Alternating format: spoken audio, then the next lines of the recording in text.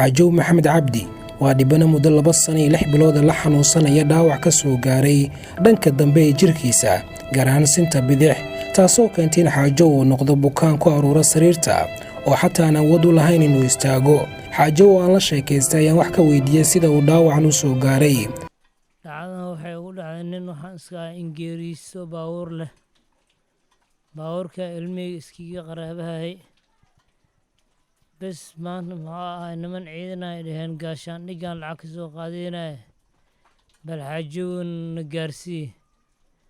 haddii aan tagana waxyara hadal isku celi sidii aan nin xabad igu dhuftay waa lii soo qaaday isbitaal madiina lii keenay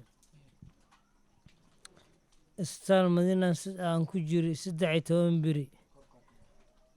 isbitaal madiina 13 beri ku jiray awood aan awooda xataa daawadii waa awooda waan sariirtii 13 beri aan ku jirno waxaan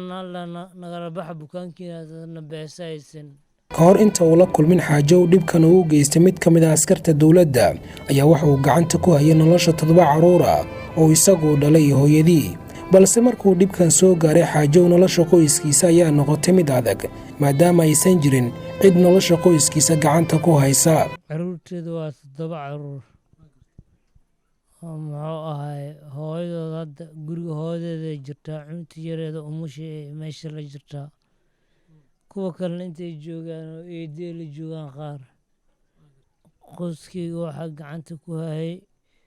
wiilkaas saydigayga oo hadda farta bararsada ugu taalo waa nin fuundi ah waxuu soo shaqeeyaan waqti ka waqti ayaa cuneyni saacaddan wixii cun ayaa haddana beri cuneyni sida ayaan ku nooleeni alxamdulilah sida ayaan ilaahay ku tuugeyni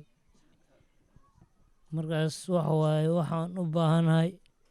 in ummadda Soomaaliyeed dal iyo dibadda wixii ku nool in ay wax ii qabtaan ee i daaweeyaan nin Soomaaliyeed ah waddankan wax u tari karaa sidaan rabaa oo ilmihii waxbarasho la'aan iga sii naqooyin hadda xataa 3 dugsiga waa laga soo bixiyey maxuu ahay 4 jirto markaas waxaan u baahanahay in ay wax ii qabtaan. markii laga soo tagay saydigii oo shaqadiisu ay tahay faryaamo oo qarashaad ka yaryar uu ka soo helo shaqadaasi ku maareeya nolosha qoyskiisa waxa waa laga qaraydeen neervo ma aan firra igu dhegan dhabarkaaga dhegan firkii waxaa la ninkan in koorso loo qaadaa koorsadii ka soo koorsada meesha lii diray oo hindi ninkii inta amaadaba kalkaal mar walba doo amaada baqshado ii soo diraa maxaan haystaan oola taga xataa waxaan lambar ku goosta xataa ma haysto markaas dhibkaas aanti ugu haysto cunum cuni karo dhuuntaas waa i xirmatay gacantaan waa kana ashaan gacan iyo waxaan ka noolahay qalbiga ayaan ka noolahay waxaan u baahanahay in sida degdeg ay ugu soo gargaaraan ummaddeena Soomaaliyeed hooyooyinkeena aabooyinkeena walaalaheena inay sida degdeg wax ay ugu qabtaan ayaan u baahanahay.